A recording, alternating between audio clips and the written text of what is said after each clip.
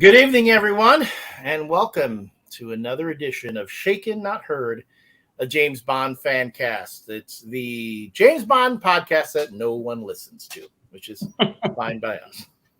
I'm Elliot Serrano. There's my co-host, Dave Pino. How you doing, Dave? I'm doing okay. How are you? Okay. I guess okay. This daylight savings is kind of like no fun. Yeah. I was driving home from work today, and it's like only like not even it's like 5 o'clock, and it's pitch black outside.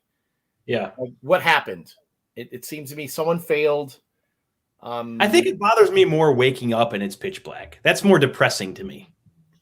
Yeah. I mean, yeah. You wake up. I mean, but the other problem too is that if I'm indoors all day working in an office, I don't get to see any daylight. Yeah, that's true. So I was like, I wake up, I go to work. It's dark when I get to work. It's dark when I leave work. Just so it is. You're right. It is depressing. In any case, so folks, if you've never watched the show before, Shaken Not Heard is essentially a couple of James Bond fans talking about the films. I am kind of a casual movie fan, although since we've started this show, those many weeks ago. Dave, I'm sorry? Months ago at this point. Yeah, it was months ago, yeah. Dave has really educated me a lot on the James Bond mythos, on a lot of the production that's gone on with these films. We've spoken about what went into creating the stories, how the Ian Fleming novels were sourced, how the roles were cast, and why certain funny things happened in the movies as they did. So if you're kind of a casual James Bond fan like I am, I'm hoping that you've been watching and enjoying the ride as we go along. Each week, we also invite different guests to join us and give us their perspectives of the James Bond films. Today's movie we'll be discussing is The World Is Not Enough, which, by the way, was released on this day in 1999. Yep. Wouldn't you know? How is it that we came up with an anniversary episode and we didn't even know it? Starring Pierce Brosnan. This would be his third film, the third out of 4 James Bond films he would star in. Co-starring Sophie Marceau, Denise Richards, Robert Carlyle as the big bad, and Judi Dench again as M. Working off a screenplay by Neil Purvis and Robert Wade, directed by Michael Apted. Michael Apted, I was giving Roger Spottiswoode so much crap last week's episode. Michael Apted really was more of a film auteur, and you do see a lot of that in this movie. There is a lot of fun, interesting stuff. Welcome, Raymond. Thank you for joining us. Thank you for folks who are watching us on Twitch, on Facebook Live, and YouTube. I would like to ask, if you haven't checked out our YouTube page, give it a look. We just need you to go to youtube.com and do a title search for Shaken Not Heard. One word. Just do it, Shaken Not Heard. That'll take you to the Shaken Not Heard YouTube page. Please subscribe and share. If we can get up to 100 subscribers, that will give us the advantage of creating a custom URL, and it'll be a lot easier for us to share this page with other folks and hopefully keep growing the base and get more folks in the conversation. So thank you all. If you're watching this as part of our video archive, thank you so much for hopping by, checking out these episodes. Look at all our earlier episodes. I think you're going to see an evolution of how this show has gone from the very beginning when Dave and I talked about Dr. No and up to now with our discussion tonight about The World Is Not Enough. Hey, Liz, thanks for joining us. We appreciate you being here with us. So before we get our guests in and we get into the discussion about The World Is Not Enough, I watched it recently. In fact, I watched it twice. I prepared for this movie watching it two times. and do have some things I want to say. But before we get into the movie itself, the question is, Mr. Pitto, what you drinking?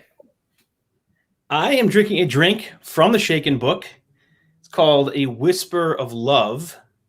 I finally have a drink that I was able to use in a nice martini glass. The only reason I picked this particular drink, because he doesn't really drink anything, interesting out of the ordinary in the movie. But in my research about production of the movie, apparently Whisper of Love was an early title that was considered. And the title actually comes from, is a chapter title in Casino Royale. So The World's Not Enough is also a Fleming creation as well, that title. But it is an ounce of cognac, 2 teaspoons of Aperol, 2 teaspoons of black currant liqueur, 1.5 ounce of red vermouth, and 3 dashes of creme de violette. I got to tell you, I spent way more money on this than I should have. This one. Well, you can make more than one, right? Like all the other drinks, I had to like double everything, right, to get the quantity that it appears to be in the book. I'm just drinking an old fashioned. That's it for me. I was in a hurry. I was getting home from work. The dog needed attention. I had to scarf down some chicken wings for dinner, and then just threw this baby in a glass to sit down. And but it's Knob Creek whiskey, so I'm not going to complain. As always, you can find the Shaken cocktail book on Amazon.com. It's not in print right now, but you can get it on the digital format for your Kindle or Kindle app. We do have yet another copy of Trigger Mortis for the Kindle or Kindle app to give away. We're going to come up with a new contest for that, because apparently, Dave, you look drunk in every video. I don't know how to take that. People can't figure out which episode it was that the guess is everyone except the actual episode, and I think we've given them as many hints as we can. So, what are you gonna do? We have, and I do have more books. I've managed to secure some Ian Fleming novels, as well as a couple of digital copies of Some Kind of Hero, the Making of 007 book that we spoke about last week on the show. That's a fantastic book. That's actually anytime we do an episode of this, I read the chapter, because it's broken into chapters of broken down by movies. So I read the chapter that corresponds with the movie that we're covering. And actually, I'm kind of buddies with one of the authors, A.J. Chowdhury.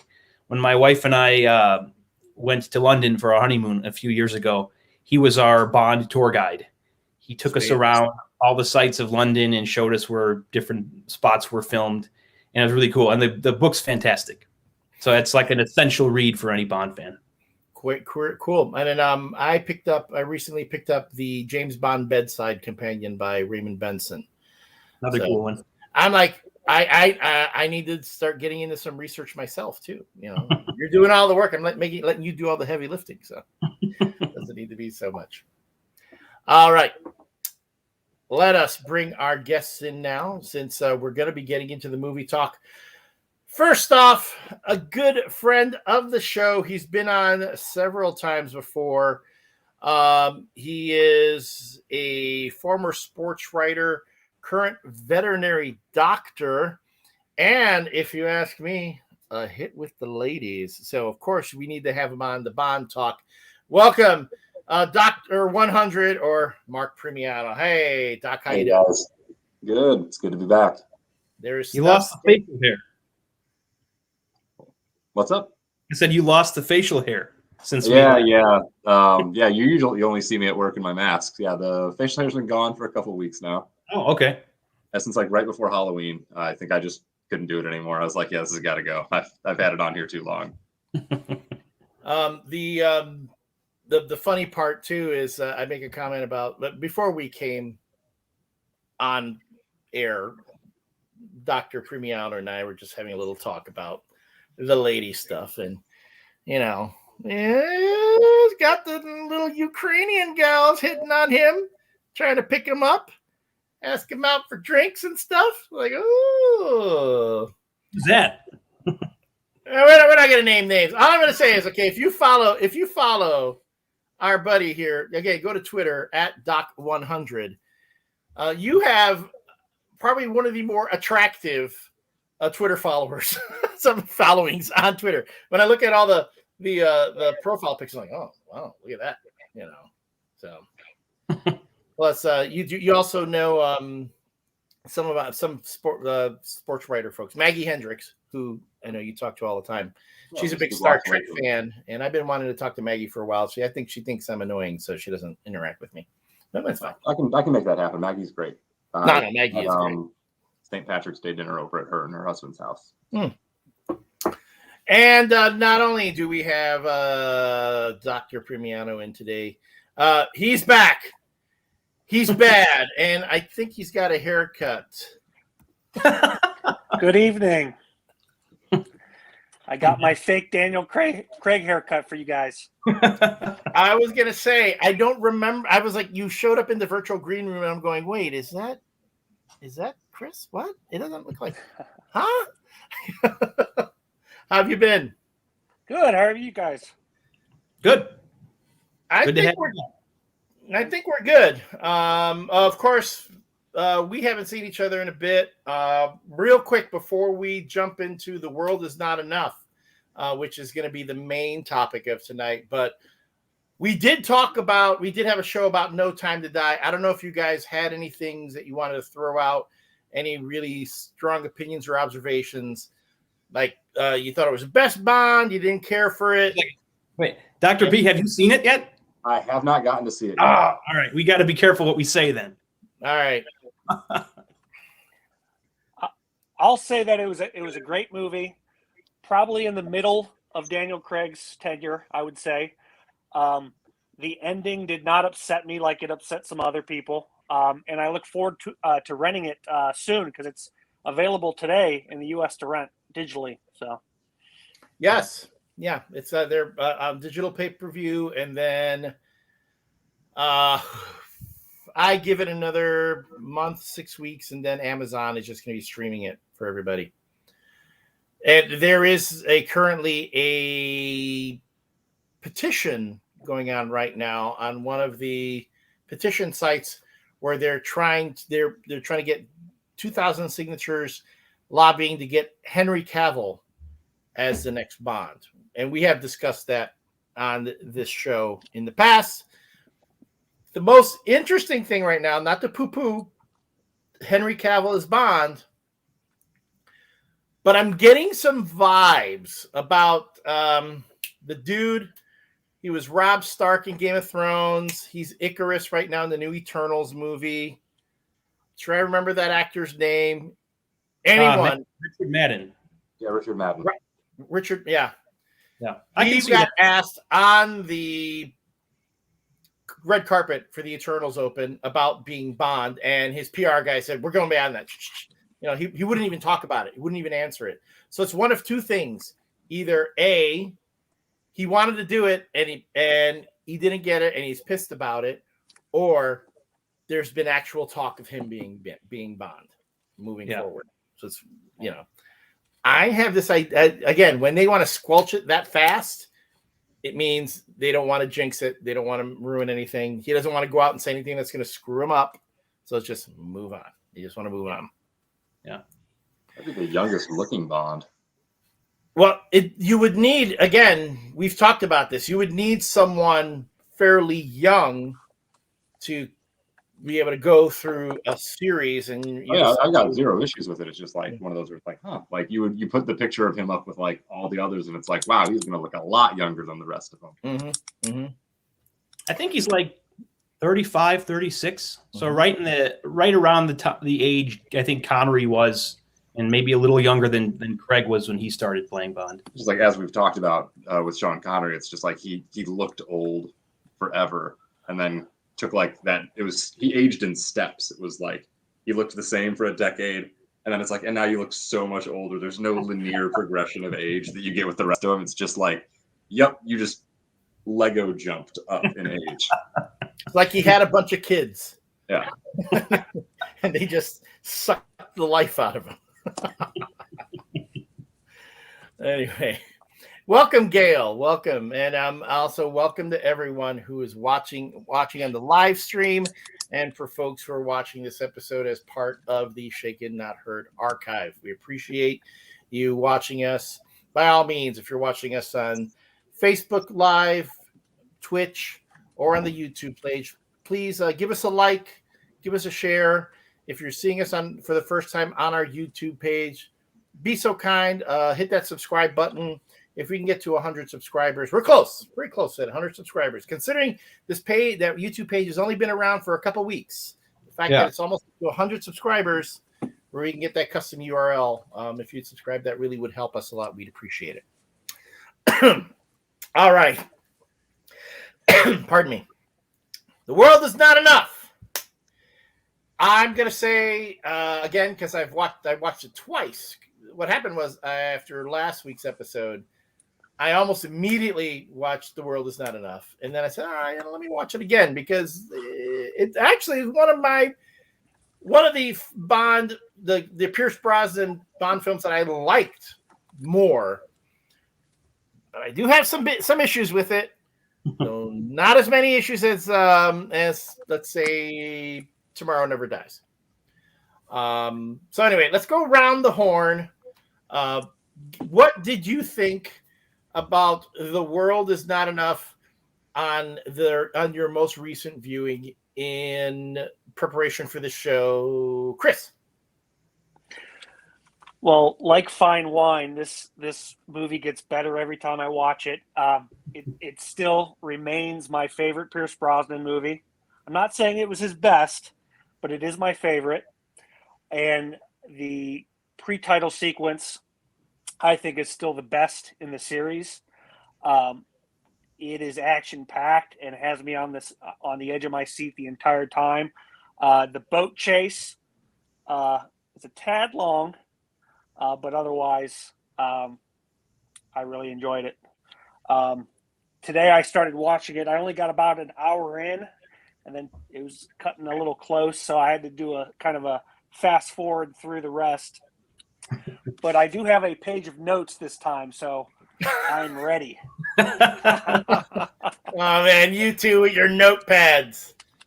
That's the way I started this show, and then I threw out the notepad afterward. I was like, no one wants to hear me talk about that stuff. Although it keeps me from rambling. And, well, I am a rambling man. Okay, how about you, Doc? Complete agreement about the pre-credit sequence. It jumps in right away, which is nice because, like we've talked about before, there's some of the movies seem to take a very long time to get going. Like you'll get the little brief Bond escapes from trouble pre-credit sequence, and then 35 minutes of exposition before anything else actually happens.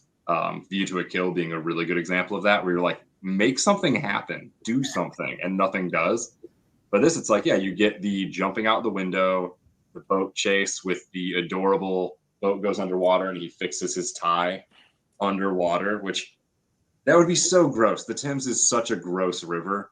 Imagine doing that through Bubbly Creek, and you're just like, and Bond comes up and he's dead because the water's disgusting and you're not supposed to go under it. That's basically what that is to me. But yeah, it's beautiful. Everything is shot really gorgeously. The skiing sequence in particular, really pretty, just great camera work. A marked step up. Even when you get, like you were saying earlier, auteur, you get these much prettier pictures. And the plot has a couple spots where you're like, all right, we're getting a little, what are we doing? But it's at least very gorgeous. It's one of, I feel like, the shorter ones because it clocks in at just over 2 hours. So it's that sweet spot for how long a Bond movie should be. And then it's just done. And it's like, all right, cool. And when you get the big twist of, people listening or watching this already know the plot, I assume. But when Elektra gets revealed as actually being evil, it's like, oh, that was actually the first time you watch it. That's a great moment. You're like, oh, is she? Isn't she? Is she? Isn't she? And then she just turns on M, and it's like, this is fantastic. You actually have a strong female villain for one of the first times. That's not just I I view her as the true big bad guy as opposed to Renard. But because without her, I agree. Dave? So one thing that struck me about when rewatching the movie, this most recent time, because I actually hadn't seen it in a number of years, was that I found it really bland. And I don't know if it's because maybe the last couple Daniel Craig movies, particular like Skyfall and No Time to Die, set the bar a little too high. But it just felt very bland. It's very melodramatic, very soap opera, which of course is very true of pretty much all the Daniel Craig movies. I feel like those movies do that much better than this one did. In many ways, this movie's sort of like a precursor to the Daniel Craig movies because it goes really heavy on the personal angle, the personal vendetta, his relationship with Elektra, his relationship with M and her getting kidnapped. And this was the first one written by Purvis and Wade, who have gone on to write or at least co-write every Bond film since. So it's probably not a surprise that every Bond film from this point on will have that personal angle to it. That's maybe a little too much at times. We were talking last week about how our guest Brad mentioned that there's just a little bit of that in Tomorrow Never Dies, where he has that history, romantic history with one of the Bond girls played by Terry Hatcher, but it doesn't dominate the movie in the ways that those types of relationships do in this one, and to an extent the next one, and then of course all the Daniel Craig movies.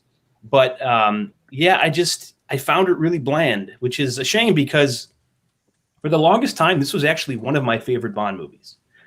It was the first one I saw in theaters, so for that reason I have a soft spot for it in my heart. Probably always will.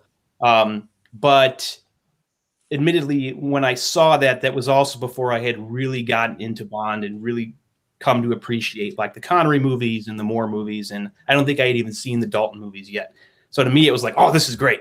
But I think in comparison to what we've seen in previous movies, the last, the Daniel Craig era, so like the last 15 or so years, I think it's aged poorly. So I do have to disagree with Chris there. I did a ranking of the movies recently. There's a website. I keep forgetting the name of the website, but basically it asks. One? Was that? Is it the one where you get to make the tiers and you It's have like not it's like a quiz thing where it offers you two Bond movies and it says which would you rather watch, and you pick one or the other, and it gets very tedious because you see a lot of the ones pop up over and over and over again. But it's so it can refine this list to be as accurate as possible. And when I did it the most recent time, and it hasn't been updated to include No Time to Die, but when I did it most recently, it was pretty low on the list. I think it was like bottom 5. And I think a big part of that is just because I've grown a bigger appreciation for the Moore movies. I remember not really liking the Moore movies and not really giving much mind to them early in my Bond fandom. The Dalton movies, the Craig movies, obviously, I think for the most part, they're all really great. My other issue is I have a bunch, which I'm sure we'll get to, but as far as how the movie looks, I feel like when you compare, and maybe again, it's an issue of the bar being set too high with some of the more recent ones, but there are all these really beautiful, interesting locations, and there's a lot of globetrotting in it, which is what you expect in a classic Bond movie. You have Spain in the beginning, and a little bit of Scotland, and Baku and Turkey. But to me, none of those locations really leave that visual impression on you the way that they do in the Craig movies. I think if you give this movie to a guy like Roger Deakins, who did Skyfall, or Linus Sandgren, who did No Time to Die, one of those guys would make those locations really pop and really give them like a visually, make them really visually distinctive and give them a real identity. But to me, they just don't really feel like they're kind of lensed or conveyed as beautifully as they could have been. Whereas I think in the Daniel Craig movies, even the ones that people maybe don't love as much, like Spectre and Quantum of Solace, I think you look back at the Daniel Craig movies, I can't think of one location in any of those 5 movies where you point to and it's like, they really didn't use that to its fullest potential. I think every location they went to was conveyed up to its fullest potential or as beautifully as they could have, whether it's Mexico City in Spectre or Bolivia in Quantum of Solace, Shanghai in Skyfall. Everything looks magnificent. This one, it's not, there wasn't as much of an emphasis back during the Brosnan eras as there is now of getting almost like the top talent in like every aspect of the industry to make these movies. So it does feel kind of workman in the way that Tomorrow Never Dies does. And although not as cheap looking as Die Another Day does at times. I think I'm rubbing off on Dave. My talk about workmen and all that. I don't remember you saying that about any of the previous movies. So okay. Well, John Glenn was a workman director, but the 80s are probably my favorite decade of Bond movies, with the exception of To a Kill. I love the other 4 movies from that. So he was 4 for 5 that decade. Before I get into my own initial reactions to Tomorrow is the World Is Not Enough. These titles all sound the same, don't they? Well, all these. Other than Goldeneye, the Brosnan era, it's like interchangeable mishmash words. Right. Yeah. Well, with the Craig movies too. But on the Twitch page, Polar Knights says, "Sweet Jesus, it's like the perfect evolution of beards." I'm saying, okay, so you've got Chris, kind of, clean shaven, Dr. Triana. You got a little bit there. Dave's got the porn stash going, and I've got the full. And this beard, I'm doing lumberjack mode here. It really does need some grooming, but no one sees it under my mask, so why bother? Thanks for chiming in, Polar Knights, on that. Hey, so what did I think about The World Is Not Enough? It, as you would say, Dave, having the writers on this, who would later go on to do all the Craig movies, Neil Purvis and Robert Wade, especially with that opening sequence when Bond is in the Swiss bank, he's got to recover the money, then he does the escape, and then he ends up back at MI6. And this is all before the opening credits go. It made me think of No Time to Die. They're going, they're doing this bit where he's got this long sequence, this long action sequence in the very beginning before the opening credits run. And you could see within the Pierce Brosnan films, they're trying out all these things that they will later on go and do to greater effect in the Daniel Craig films. One note about the pre-credits is that opening scene where he's in the bank and then he jumps out of the window and he's tied to that guy's belt or whatever he's tied to. When he escapes from the bank and then lands on the street, that was supposed to be where the titles began. Mm-hmm. But during press screenings, they felt that it wasn't spectacular enough. So that's why we get the whole thing with the boat chase later. They were absolutely right. With the last 2 movies in particular, I mean, Goldeneye and Tomorrow Never Dies do have pretty kick-ass openings. So going from those to this one, where it's just him fighting some guys in a bank and then escaping, would seem kind of small fry by comparison. So that was probably a wise decision.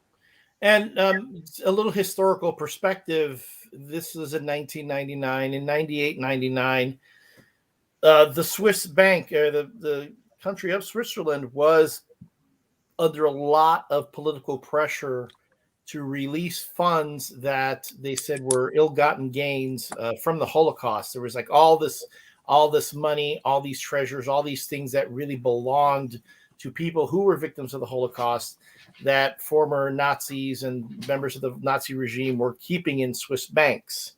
And they're like, look, we know nothing about this. We're the Swiss. We stay out of it. We just hold your stuff for you. So there was all that going on, which is why Bond makes that comment about the Swiss, in that film. So I remember all that going on. And of course, the Bond films, being a product of their time, want to make little commentaries about what's going on. But I agree, that boat chase sequence, I forgot how truly exhilarating the whole thing is. it gave me the pre-credit sequence gave me everything. It gave me some Bond and Q together. It gave, again, Bond in an experimental boat, chasing down the actual, River Thames. I remember they made a big deal about that being shot on location at that time. That's stuff that will later be done yet again in the Craig films. My only issue, well, I have a couple issues, but my main issue is the climax at the end when we deal with Elektra, and it's essentially what I call the Man of Steel ending. For folks who have not seen the movie Man of Steel, that would be the Superman movie starring Henry Cavill, who, again, there's a petition out there to get him to be the next Bond. He does something as Superman, which is uncharacteristic for Superman. Bond does something quite similar, which is really very characteristic for him, but I thought to be contrived. But I don't want to get into that just yet because I know everybody else, some of you have taken extensive notes that you want to share about the film. So, Chris, let's go back. You said this is you feel that this movie has gotten better with each viewing. What are some of the things that you think jumped out as, are you saying, aging like fine wine? That things that just work better the more you watch them. Okay. The first thing I want to mention is the opening scene in the bank. To me, that is Pierce Brosnan, one of his best moments as James Bond. He's undercover. He sits down. He's as suave and cool as he can be. He's got the trick glasses. He's got the cool dialogue with the Swiss banker. And then, it gets to the part where they're kind of threatening each other. And then he talks about, his hidden assets. The gun explodes. And there's a scene where he shoots somebody, and it looks like he's pointing the gun at the screen. And he's just got these facial features that is total Bond to me. And I get excited every time. You know what I'm talking about, Dave? Oh, yeah. That moment. Yeah. That is a great opening. I'll give the movie that. And then fast forward a little bit through the M and Robert King scenes. Then you get this boat chase that I think is phenomenal. The first movie I ever saw was Live and Let Die. That boat chase was very tedious, to say the least. But this boat chase, okay, even though it's a little, do I need to kick you out of the room? Do I need to kick you out? Are you gonna take shots at the Live and Let Die boat chase? I will. This guy, that's his favorite movie. That's my favorite Bond movie. You're going into the virtual green room again if you keep talking smack about the boat chase. Well, in the world it's not enough. They make sure Bond doesn't drive through someone's wedding. But anyway, there's no racist sheriff involved either. There were those evil police officers though. But giving the ticket. Yeah. Yeah. So anyway, it is a little long, but it is a cool scene, and Pierce Brosnan added a little bit about the tie, which is a little bit Roger Moore, but it still works. And actually, I have a story about the Q-boat that I like to share. In my previous appearance, we talked about a instance where Dave and I were at a swanky after party for Activision, where they were promoting the new Bond game, Bloodstone, and I accidentally spilled my beer. And we thought the whole event was going to get shut down because it was going to go on the electronics and everything. So about 20-ish, probably 15, 20 years ago, after this movie had come out, my family and I were in Niagara Falls for vacation. And back then they had a place called the MGM Studios Plaza. It's no longer there. And in the main lobby, they had the Q-boat on display. It was very prominent. It was, roped off. And there was this little plaque that was talking about, hey, this is from Worlds Enough, blah, blah, blah, blah, blah. Well, me being a moronic early teenager, I think that plaque is one of those things where you can like tear one off and kind of save it as like a as like a souvenir. Like, hey, I was there. Well, I knocked it off the stand. It makes a huge noise. The clerk comes over, and I was almost thrown out. So now we've got 2 instances where my Bond fandom has gotten me in trouble. There should be a restraining order against you in anything Bond.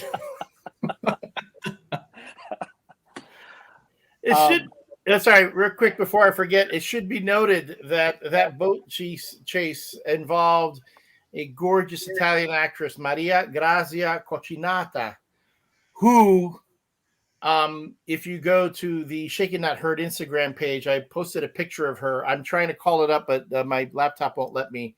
There she is. And this is probably the most popular photo I've ever posted on our Instagram. I wonder why. He was actually in one episode of The Sopranos. What I was going to say, Dave, there's no way Dave does not know that. Dave commented that on the Facebook page, on the Instagram page. Yes, she appears as Tony Soprano's imaginary girlfriend on an episode of that show. And she's gorgeous. She's just she only gets the character name of Cigar Girl in this movie. Doesn't even get like a real name. And she auditioned for Electra King. I don't know if everybody knew that, but her accent was too heavy, so they didn't use her for that role. Didn't Brosnan push to get Monica Bellucci? Or was that Tomorrow Never Dies? I believe I believe Bond fans wanted Monica Bellucci in every Brosnan movie, but I think it was probably most vigorous for this movie. Yeah, but I think Brosnan himself was pushing for it. Like he wanted them to It might have been Harris Carver. I might be mixing up the movies. It might have been Electra, but he was also on the Monica Bellucci train in the late 90s as well. Monica Bellucci and Sophie Marceau being friends. If you do an image search of Sophie Marceau and use the World Is Not Enough Sophie Marceau search term, you will find pictures of her and Monica Bellucci on the red carpet at some event together. And I'm telling you, they're gorgeous women. They're just gorgeous, gorgeous women. I still have a huge crush on Monica Bellucci after seeing her in so many films. She's a great actress. I mean, she's a very attractive woman, but she's also a really good actress. And just as Sophie Marceau was a really good actress in this film. And then we eventually get her Inspector in a small role, Inspector. Right. I'm sorry, Chris, I interrupted you. So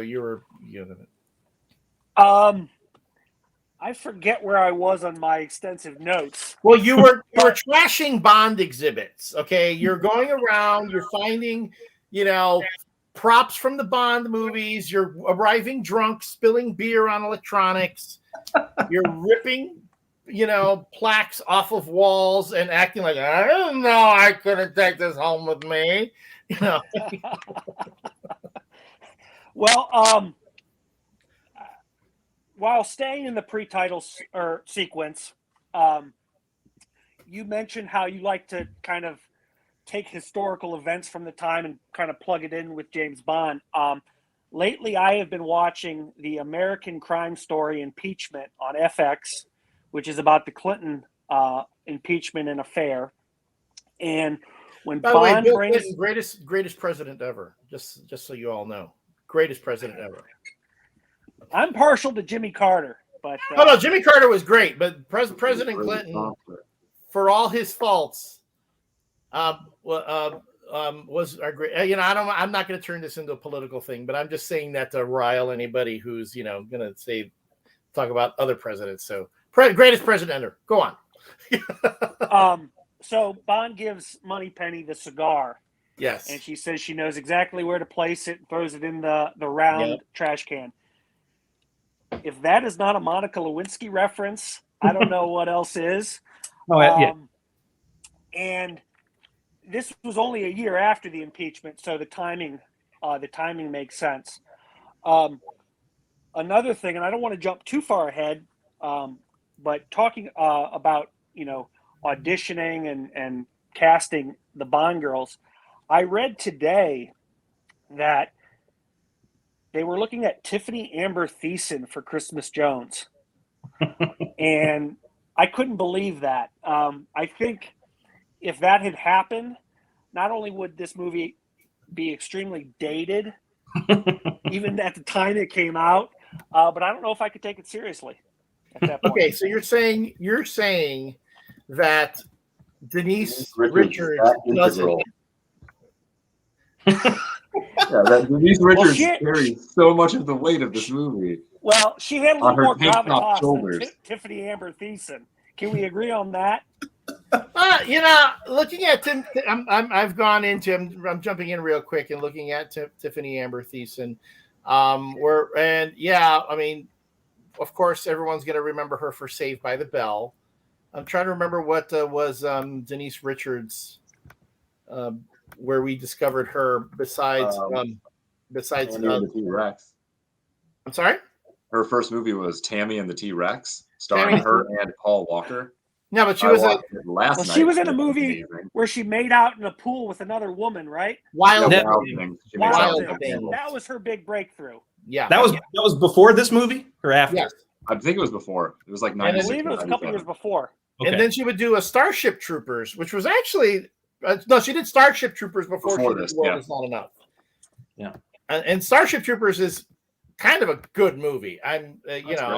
People who take shots at it talk about a prescient film. Talk about a movie that predicted a future in a lot of ways. That's Starship Troopers. A lot of sequels suck, but the first one is great. Okay, Chris, I'll give you that. I mean, I don't know. The thing I will say, Denise Richards suffered from the same issue that I think Terry Hatcher suffered. It's too American, just too goddamn American.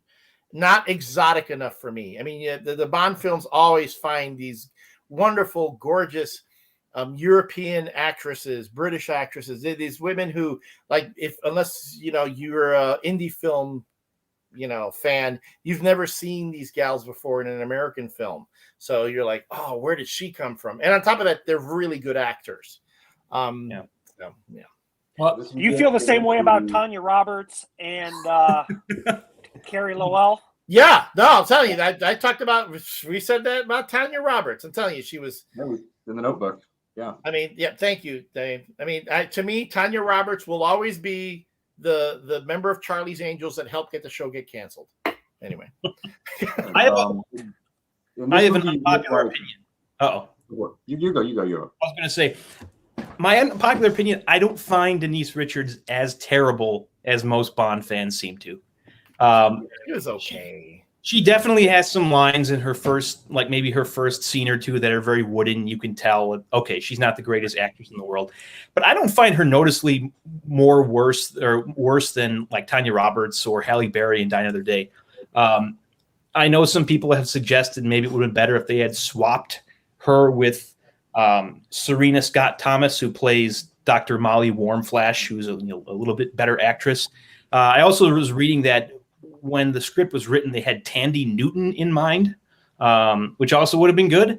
But I think if anything, the movie shows that it kind of dates itself in the way that Denise Richards is exactly the type of actress that they would never cast in a Bond movie nowadays. You see the difference in the last 15 or 20 so years where there's so much more of an emphasis on casting actresses who are not just beautiful, but also are at least somewhat critically acclaimed. Maybe not necessarily in the US or even in the UK, but certainly in their home countries, whether it's France or whatever, in not just the main roles, but supporting roles and right down to like Moneypenny. But they've clearly moved on, just like casting women who are like nice to look at, but can't act their way out of a paper bag, that sort of thing. I read today that bad in it is that you've got her. And you also have Sophie Marceau, who is legitimately one of the best actresses in a Bond movie ever. And so I agree that, Tanya Roberts way worse, but you get Denise Richards, who is just not a good actor. She's a very pretty woman, but she is a terrible actress. She's wooden in everything. Well, and you compare her against like someone who's just legitimately great in the movie, like a really good actor, a really good actress, and just very good in the movie, gets good lines. The script does no favors for Christmas Jones, just absolutely none. All of her dialogue is awful. Like she starts as like this horrible shrew, and then like slowly warms up to James just to be Christmas joked at the end of the movie, and it's like, why? You can tell that's the only franchise with a history of terrible names for female characters, but like Christmas Jones, who would name their child Christmas? You could tell the only reason they gave her that name was so they could have that dirty the joke at the end. Yeah, absolutely. I put that. That I'm going to put on Michael Apted. Whenever you have bad acting in a film, that's your director not getting the performance out of you. So I put that on him. I've seen Denise Richards and other things, and she's been significantly better. But again, with a Bond film, the production is move. Let's get the scene, get in the can, move on, bing, bang, boom. I would say they were trying to make Christmas Jones more of a self-sufficient character, as they were, getting away from what was the name of the character who set off the laser with her butt in a Band with the Golden Gun? Mary Goodnight. Yeah, Mary Goodnight. Like kind of a ditz and just, or even Tiffany Case in Diamonds Are Forever. Yeah, right. They were trying to move away from there. And if I remember the press that they were doing for The World Is Not Enough, you would hear Denise Richards giving those lines, giving that whole pitch. Oh, well, the women in the Bond movies now aren't just pretty faces. We have our own thing. We can think for ourselves. We can kick butt. We can hold our own with James Bond. And you're like, all right. And then you actually see them in the movie and you're like, okay, you're still being kind of relegated to second tier. She has that whole bit with her when they're in the tunnel to deactivate, they're in the pipeline to deactivate the bomb. And they go through this whole bit where they're chasing this thing in the pipeline until finally Bond says, oh, just let the thing explode. I'm like, okay, you brought this girl for nothing. She was supposed to help deactivate the thing, but you're not even going to bother deactivating it. You're going to let it go off. So it's like the writers were trying to be too cute and make it seem like these women really have a role and have agency, but they don't. At least not at this point. Yeah. Well, she did remove the nuclear part of that, and just the trigger charge is what blew the pipeline. I want to add that in there. Fair enough. But remember, Bond can do anything. He didn't need her for that. In any other movie, Bond is like, oh, I can, because we've seen Bond deactivate nuclear. I mean, he did it in Octopussy. We've seen him in space. Yeah, operating ship in space. In space, he's done all that. I'm like, if I'm Bond, well, you need me to help. He goes, no, I don't. I did this before. I've done this in space. and I read today that they got Denise Richards to get the Generation Xers in the theater, and that totally makes sense to me. Well, we've been talking about that. How do you cast these films to attract more of a wider audience? It's funny, when you first see Denise Richards, when you see her for the first time up on screen, I was like, holy crap, she looks like Lara Croft. The way she was dressed, it was like a Tomb Raider getup, but she would predate Lara Croft. That's actually something I put on the Shaken Not Heard Instagram page, folks. Check out that page. She would predate the Tomb Raider movie, but the games were already out. Yeah, but I'm saying the look of her. Yeah. She looked like Angelina Jolie will look later in the Tomb Raider film. Mind you, in the game, Lara Croft has boobs that are you could literally cut cheese on them. So, they were like Quaker Oat rolls. Yeah. I love the pre-credit sequence, but my one complaint about it is that it's far and away the best action sequence in the whole movie. It sets the bar so high right at the start that everything else after comes nowhere close to living up to how fantastic that sequence is. Especially the climax of the movie, which is kind of lame, to be honest. It's Bond and Renard, who I think is the weakest of the four main Brosnan era villains, by the way. And yes, that includes Toby Stevens as Gustav Graves in Die Another Day. But it's these two guys fighting on a sinking submarine, and I don't find it very compelling. And by the way, the fight's nowhere near as exciting as the one between Bond and Trevelyan at the end of Goldeneye. So it has that to try to live up to, and it doesn't. But there's better action scenes earlier in the movie, in particular the very beginning. Like I said, the Q-boat chase is far and away the best action sequence in the whole movie. And usually, not all the time, but usually in Bond movies, the climax in the third act of the movie is usually, more often than not, the most exciting, or at least the grandest action scene in the movie. And this one, it's like the smallest. Again, it's just a sinking submarine, and they're kind of wailing on one another. Like it seems kind of like a letdown in comparison. My main knock on the opening chase scene is that Cigar Girl tries to escape in a hot air balloon. Because where are you going in that? That is like the least practical. I get any port in a storm and should choose what would be there at the end of the chase, but like you're in a hot air balloon, you can only go up. Like you can't. There's no motor. There's no anything. You're in a basket in the sky now. How are you going to escape? Yeah. All they do is get a plane, and it's like, and we got you. That's why I was going. Why is Bond bothering to jump on and like grab a hold of the rope and climb his way up? Okay, you know where she is. Yeah, just get a helicopter. It's over. Follow her wherever she goes. Let's just follow her where she's going to go and catch her there. But no, but at that point though, you need to have the great scene where Bond, of course, dislocates his shoulder, falls into the water again. Yet another precursor to things that they will do in the Daniel Craig films. And then of course the really cool credit sequence with the song "The World Is Not Enough." If you ask me, the strongest, the best of the Pierce Brosnan theme songs. Oh, I agree. Yeah, I agree with that. Like it's like a top 5 song in general for the Bond themes, but easily the best Pierce Brosnan one. I think a lot of people tend to say Goldeneye as the best. Goldeneye is good. My one knock against it is it's very derivative of it's Tina Turner, so it's really hard to mess that up. It's hard to imagine her like delivering a subpar theme, but it's clearly it was trying to sound like Goldfinger or Diamonds Are Forever, one of the earlier themes. Kind of a pastiche of those themes, whereas World's Not Enough, it doesn't really sound like any other Bond theme, but it has that undeniable Bond quality to it. And I think that's what sets it way above any of the other Brosnan themes.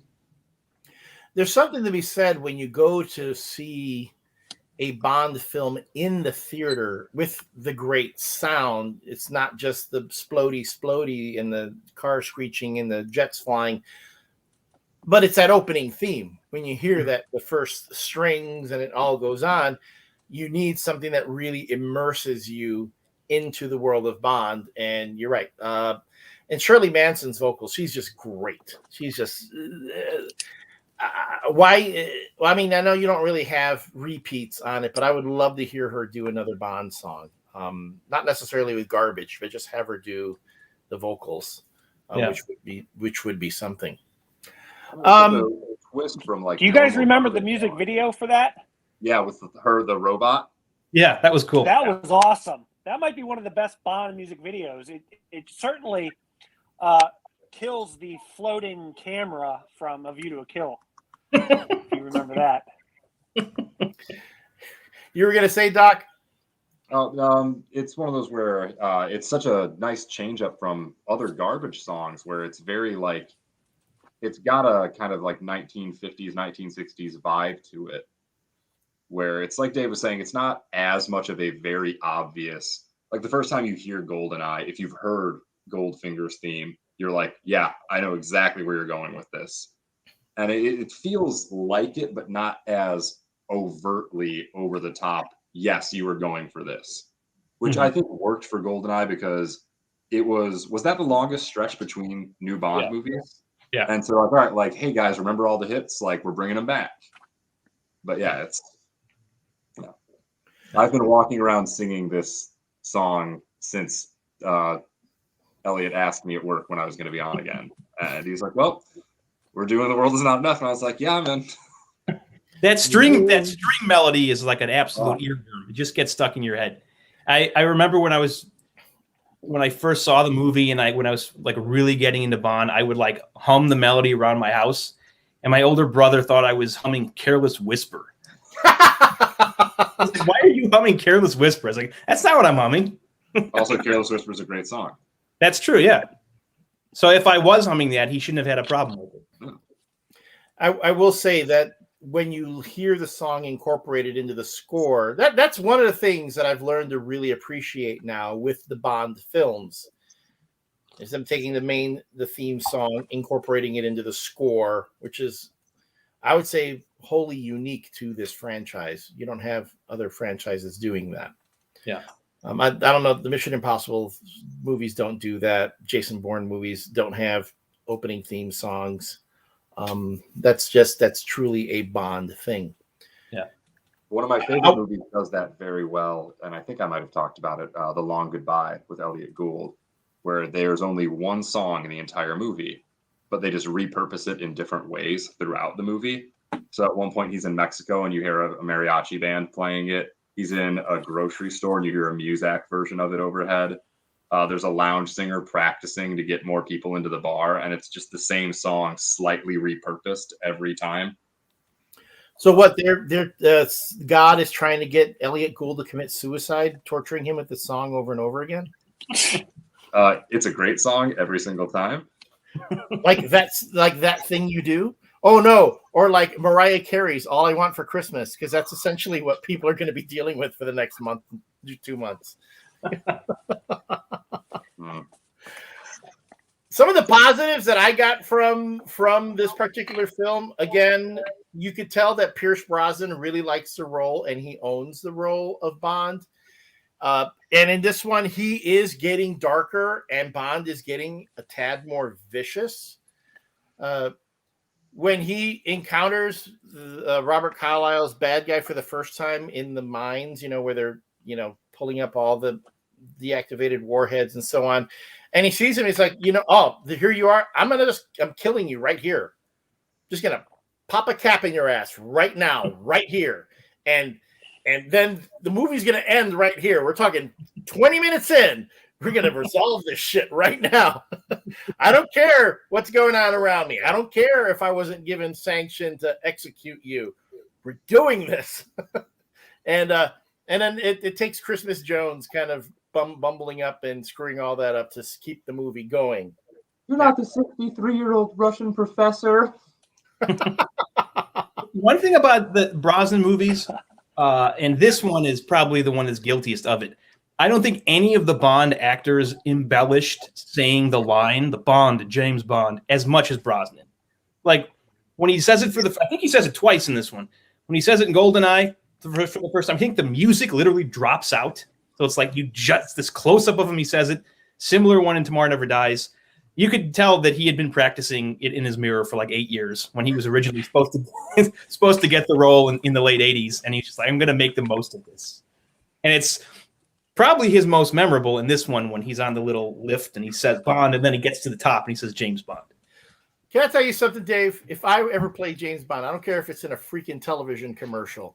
I'm going to be saying that line over and over and over. I'm going to be in bars and girls talking to me and they're going to be, wait, I know you from somewhere. Where did I see you? I played Bond, James Bond. So, I'll practice that shit in the mirror. I don't care. And I'm sorry, but of all the Bonds, until we get to Daniel Craig, and again, there's so much that Pierce Brosnan does in these movies that you could tell they're going to do it to greater effect in the Craig films.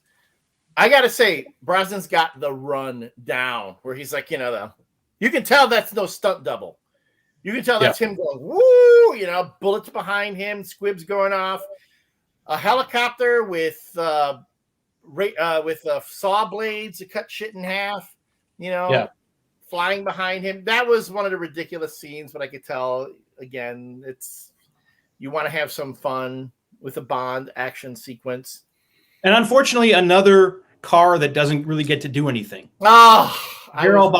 It's fully stocked, fully loaded, and at least you see him driving it around a little bit, and then it gets sawed in half. But he shoots down one of the helicopters. Yeah, that's true. And did you see the little thing that popped up on his steering wheel? I saw that today, and I was like, "This movie's 22 years old, but that is still cool." Yeah, true. Yeah. So I get a little more action than the Z3 in Goldeneye, but by comparison to like the one from Tomorrow Never Dies and Diner of the Day, it's a little underused. And he still launched missiles from it. Okay, fair enough. He did some missiles from it.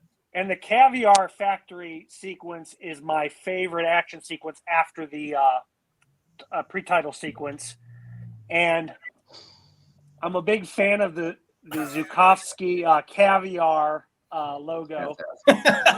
This is apparently from the film. I bought it on eBay years ago, and I have it framed in my office. So it was used in the film. It would appear in the movie. Yeah, I don't allegedly, but I don't know where it would have been because it's just a small. No, there's a scene where he says he sees a sign and he fixed it. Is that made of metal? No, you're thinking of the round caviar sign. This is not it. This is very small. Maybe it was in the background it's somewhere. Cool. Yeah.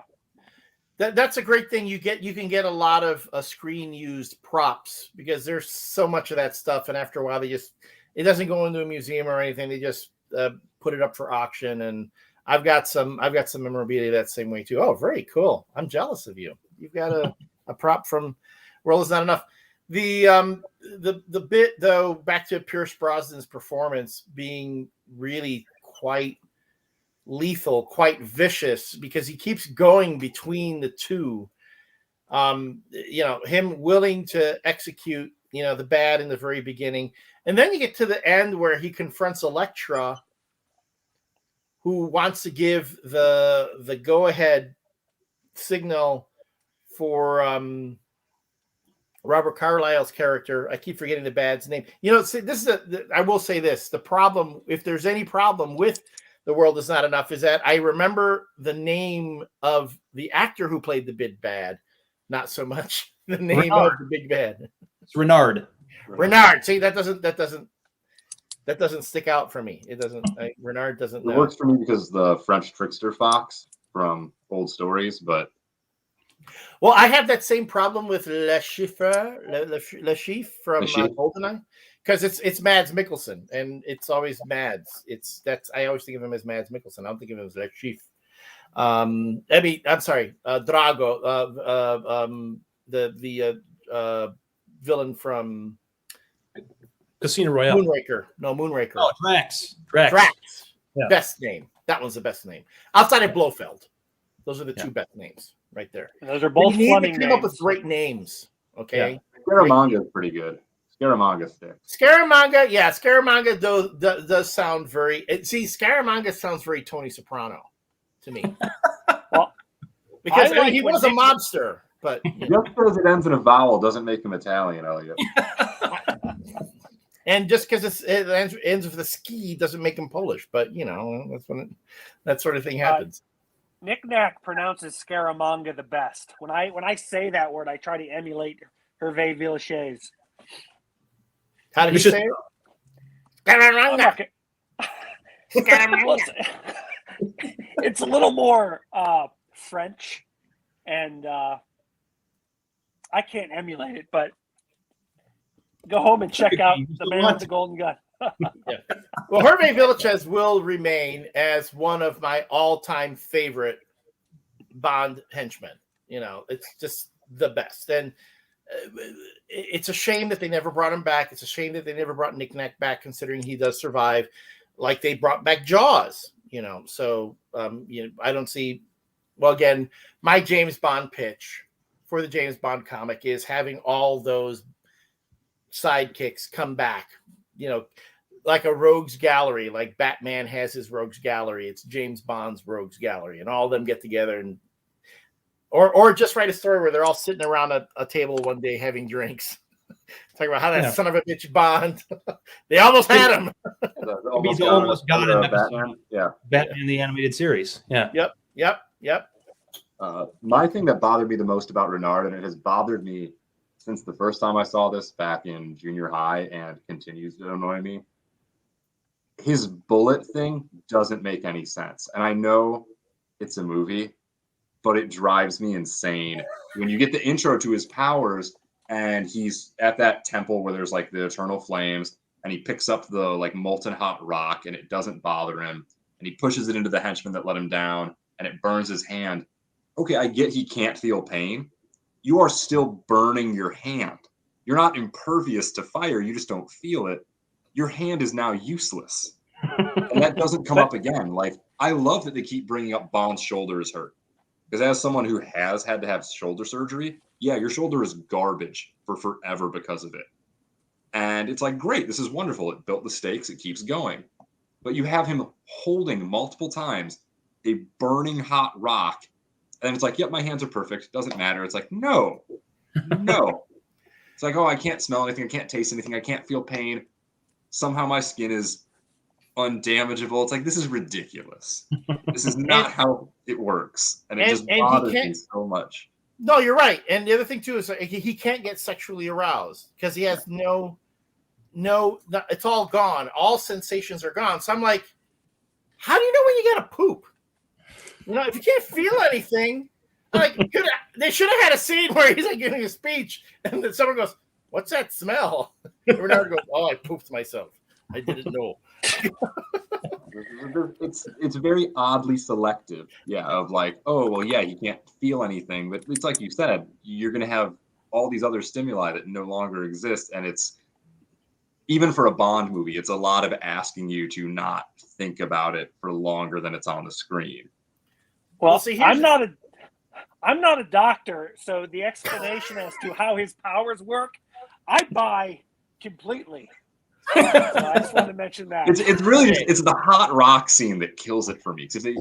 It's a cool idea, but the fact that then his hand isn't just putty afterwards is just like, you're a melted action figure that you left on a hot dashboard. Like, sure, you didn't feel it, but like your hand should just be this lobster claw now. Chris, no offense, but you also think that plaques next to exhibits are giveaways. Of course you're buying it. Like, yeah, you can't feel a thing.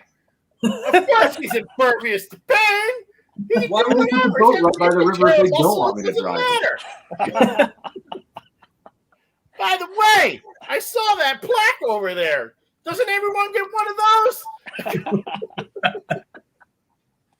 I thought it was one of those tear-offs, like at the grocery store. You tear one, and it's you. But anyway, you go to a lot of museums that have that. It was a low bearing the painting now. Guys, it's cool. The whole room caves in. I did the same thing when I went to go see Sue at the Museum of Science and Industry. I said, this big femur, I think, don't we all get one of those? They put it together so we can all have one. Well, I'm lucky I wasn't deported from Canada. That's all I'll say. I read today, and you guys touched on it during the Tomorrow Never Dies episode, but the Renard's power was originally written for Stomper. And they really went full throttle with explaining it in this movie. Yeah, whereas it was just kind of hinted at before. It's not clear at all in Tomorrow Never, except like you said that the one scene with the very end, and it's like he's feeling pleasure, but that's not nearly enough for anyone to make the connection. Like, oh, this guy like is completely impervious to pain. Yep. So I want to get into what I alluded to earlier, the quote unquote Man of Steel moment. For those who don't get the reference, if you haven't seen the movie Man of Steel, it was directed by Zack Snyder, who doesn't get Superman. I'm sorry. And starring Henry Cavill, who was a great looking Superman. I'm going to give him that. I think he would be a great looking Bond as well. A great looking dude. The at the end of Man of Steel, Superman has General Zod in a headlock, and they're fighting in Union Station in Metropolis, and General Zod, in a fit of rage, starts blasting his heat vision, and he's turning his eyes towards an innocent family that's just cowering in a corner for God knows what reason. And Zod is essentially saying, if you want to stop me from killing this family, you're going to have to kill me. Essentially saying, you're going to have to kill me. You're just going to have to kill me in cold blood or in the heat of battle, which he doesn't think Kal-El or Clark Kent or Superman is willing to do, or he's just daring him to do, or think it's going to be a bridge too far for him. But he does do it. Superman ends up, snapping General Zod's neck, wasting a perfectly good performance by Michael Shannon, if you ask me. And has this moment where he goes, I had to kill somebody. But I'm sitting there in the theater going, dude, you didn't have to kill anybody. I, not even being Superman, watching this, could think of 6 different things you could have done as opposed to killing General Zod. But the whole point of it was that Superman was forced to kill. Like, they had no choice but to kill. And that's the way the director was trying to set that up in Man of Steel. Now I'll tell you, they did it very poorly. Similarly, in The World Is Not Enough, and we're already, Elektra was telegraphing this in the climax of the film, where she's running away from Bond. Bond has escaped from the choking machine, which, all right, folks, I'm going to tell you right now. I remember watching that movie the first time. And that was probably one of the sexiest scenes I've ever seen in a Bond film, because she's referring to autoerotic asphyxia, which I didn't get back then, which I understand better now. But even then, when I didn't understand it, I'm going, if she wants to straddle me while she's choking me to death, I'm not really going to die. I mean, I'm not going to complain so much when I die.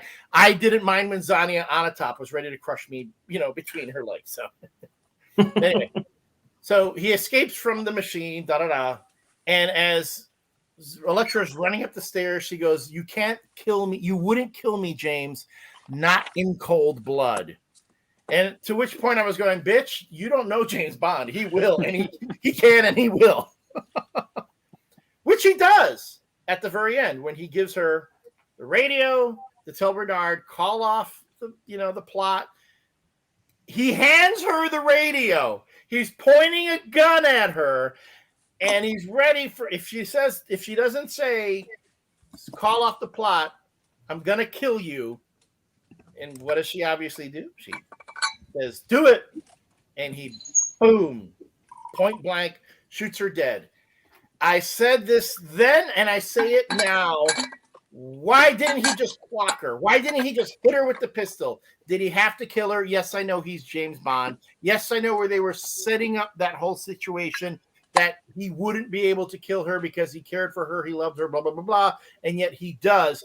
Why doesn't M go, dude, that was a little much. Couldn't you have, just backhanded her and taken the radio away? Guys? I feel M being a little, go for it on account of Elektra kidnapped M and was going to kill M and had intended to kill M way earlier in the movie. So, a little bit of You're like, oh no, you shot this girl instead of bringing her in. But also at this point, when has James Bond ever brought anyone in alive? Ever. He just doesn't. I mean, it does. You do have to set up that whole bit where he has the fight with Renard at the end and kind of, needling him. She's dead now. Oh, you should have seen it. I killed her. Which, to that point, I actually appreciated this in The World Is Not Enough. Back to the part of, pretty much James Bond, when needed, can be a cold-blooded killer. He can kill, and he can be okay with it, And if anything, when it comes to the bad guys, he's willing to say, "Look, I killed your girlfriend. I'm going to kill you too." And that's kind of what people look for in Bond, if I'm not wrong. Yeah. Well, one thing I really do like about this movie, there's a line when he confronts Renard earlier in the movie. I think it's the scene in Baku. He pistol whips him, and he tells him, "I usually hate killing a man. An unarmed man, cold-blooded murder is such filthy business." And that's a very Fleming type line, because it's really hammered home in the Fleming books that Bond, he does not like killing in cold blood. Like, it's not part of his job. It's like he's just like a sociopath, at least in that regard. He doesn't. I mean, he will if he has to, but it's not something he enjoys doing. So I thought it was a small line, but it felt like a sort of a nice Fleming touch. One thing I don't like about the scene when he does kill her, I don't like that he shoots her and then he goes up and like kisses her and is like almost like he's regretful. I feel like if it had been like Dalton's Bond or Craig's Bond, he would have just like blown her away, like given her like a kind of a cold stare and then just went after Renard. I don't think you needed that kind of soft moment after he killed her. That part was a little creepy. Yeah. Friend of the show, Brad Hansen, who was on actually last week, saying good evening. Good evening, Brad. Thanks for tuning in. Brad. So yeah, no, but to me, I will give the movie some allowance in that's the way Bond is. That's how Bond solves problems. The bad guys usually die. It's because of him, one way or another. But that's probably one of the things that makes the movie age more poorly. Where you go, hold on a second. There were so many other things Bond could have done as opposed to shooting this woman at point blank range. We'd already talked about how we are reframing how Bond is viewed in the world with Goldeneye. The M calling him a misogynistic relic of the Cold War. Again, misogynistic. There are folks who could see that scene in this film and view it as being misogynistic, that he didn't need to kill Elektra. There's so many other things he could have done. He didn't have to hand her the radio. It's like, okay, she's not going to fucking, say no. The whole thing about the gun, I'll to tell him no or I'll shoot you, in the end could have just been an empty threat. And then, pow, clock her with the pistol and say, you're right, I couldn't kill you in cold blood, but I could clock you. I could give you the back of my hand, like Sean Connery would say. I'm sure that would have gone over much better in 1999. Well, the famous Barbara Walters interview with Sean Connery. They could have thrown in a little homage to him. Connery would have done. He's not a character of nuance up to this point, where it's the problem is a nail and he is your hammer. Right. He's a blunt instrument. Yeah. Yep. It's very much, and that's why it's always weird when it's like, oh, we sent him to go get this money back, and even when it's that, it's like, yeah, I still killed a bunch of people. Like, people just die. Like, there's never any, like, you see the little bits of him being like, oh, well, I'm impersonating this Russian scientist, and still people just die. Like, there's like, it's very much every way around it is like, yeah, it's like playing Dungeons and Dragons. Your group is going to just kill. Like, there's no, oh yeah, we could take him in, we could like charm him. It's like, nope, they're just gonna kill him. They have fireball. Yep, this is what happens. Like, there's a little bit of working around it, and it's like, yeah, we pretended this and we did that, and we set a trap, and someone just walks in and it's like, so I killed the bad guy, and it's like, yep, that's how this works. That reminds me of a scene in one of the James Bond comics. I can't recall which one, but I think it's 006 or 008. One of the other 00 agents is getting debriefed, and their handler saying, "Okay, you did this, but did you have to kill everybody else in the room?" And they just like, things got out of hand. You needed me to just, to do this. And I would hope that once the next reboot takes place, they really explore that whole bit about what it means to be a 00 agent. Really, to be someone, you're essentially a walking command center. You have sanction to kill. There's like, you decide if you kill somebody, that's your call. You can do it, and you can't be held responsible for it.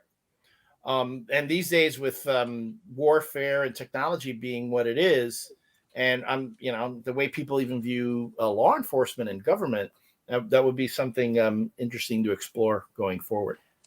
Elliot, did you hear over the weekend they announced a new trilogy of books about the 00 section? Yes. So that's by a female writer, a woman writer, correct. Actually. Yes. Which I think Correct. is going to be really refreshing. Yeah. No, I agree, but that's sort of along the lines of what you were just talking about, where you kind of explore the 00 section and other 00 agents. So I look forward to that new series. Yeah. You don't see it in the movies. They always refer to, of course, in Goldeneye, we had, Sean Bean's character was 006. They have referenced the other 00s in the films. In Thunderball, he was in the room with all the other 00 agents, although we never get to see their names or even their faces, hear their names or see their faces or even their numbers, what their designations were. And they had that in this movie too. Yeah. Yes. And there was a female, which I noted might be the first female 00 they ever showed us. Yeah, that was a cool touch. And until, of course, No Time to Die, and then we have Nomi, who would be the new 007, although she does give up her designation to Bond again. Careful what you say. Hey, don't spoil it for him. Not surprising. It is not surprising. Doctor, here's the thing I don't understand. It seemed weird that they made her 0010. Doesn't make any sense. That's not how numbers work. And then I was like, and then they referenced 0027. I'm like, really? There's that many agents? I think we need to talk about the classic farewell scene of Desmond Llewellyn as Q. And I remember that, and I remember when they were doing the press for The World Is Not Enough. Yes, we talked about this last week. That it looked like Desmond Llewellyn was looking at retiring. They had already cast John Cleese to kind of like move him into that role. I remember them saying this was going to be his last one. This was going to be his last film as Q. Knowing that, even when I saw it the first time, and even when I saw it again and again, and knowing the affinity that Pierce Brosnan had for Desmond Llewellyn, you saw it in every scene they had together. It's very, very bittersweet seeing that final scene, knowing what's going to happen with Desmond after the film, before the film premieres, after the film wraps. And apparently he had every intention of coming back for the next one. Like they were planting the seeds of him retiring in this one, but he was planning to come back for the following film. And I remember as a kid seeing on the news the story about him passing away, and I must have not paid as much attention. I just thought he died of old age. He was in a car accident. Like you think someone that old, you just assume dying. Oh, they were sick or they just died of natural causes. He was killed in a car accident. Like what a horrible way for someone to go. You get to be that old and that's how you die. But what a perfect final scene for him. I mean, it could not have, I don't know if I hate to say it, but it couldn't have worked out any better. I mean, for that to be that last exchange between him and Brosnan, and then he just descends into the bowels of MI6, never to be seen again. Like that, what an awesome send-off for such a beloved character. If you go to the Shaken Not Heard Instagram page, I'm going to keep plugging all our different venues. Scrolling through Amazon Video, there's this thing like after you watch a movie on Amazon, it gives you a little listing of the characters, the actors and the characters they played. And then you go down and you can see that actor and all the movies that particular actor is in. And then you just keep going down. First off, Pierce Brosnan, man, I'm going to give that man some credit. dude ain't wanting for work. He is everywhere. After he was done with the James Bond films, he did another movie and another movie and another movie and 2 Mamma Mia movies. Good for him. You know, he's going to be Dr. Fate in the new Black Adam film. Very excited for that. I am a huge Pierce Brosnan fan. I am really, really glad that he's just doing all the things he's doing. He's getting all the work. He's doing really good stuff. But then Desmond Llewellyn pops up, and you see some of the films he does. And I did not, because I hadn't seen the film in so long, I did not realize he worked on Chitty Chitty Bang Bang. Yep. And if you go to the Shaken Not Heard Instagram page, you will see I found 2 photos of Desmond Llewellyn first working with Sean Connery, and also working on Chitty Chitty Bang Bang, where the composition on those 2 images were startlingly similar, which makes me go, what was the DP thinking when they framed that shot? Like maybe there was just a subtle little, homage that they're throwing in there from time to time. So please check it out. Go to Shaken Not Heard /Instagram. I'm sorry, Instagram.com/Shaken Not Heard. And I'm going to say it again. The most popular photo on the Shaken Not Heard Instagram is this one right here. And guys, I'm honestly, I don't know why. I'm not sure I understand why this picture is so popular. I mean, I don't get it. Yeah. I mean, it's a head scratcher. It's a head scratcher. I don't know why so many people who don't even follow the account had to say they liked it, and they're putting like flame heart emojis and stuff. I don't get it.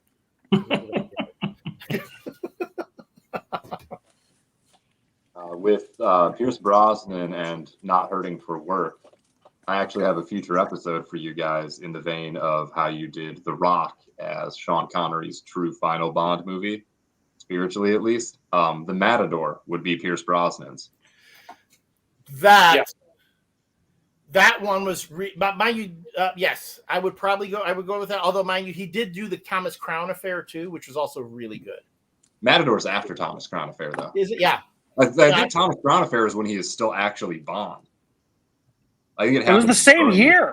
Was it the same year? Girls on Enough, 99. It was in the stretch of him being Bond still, whereas the Matador comes like a decade or so after he's done.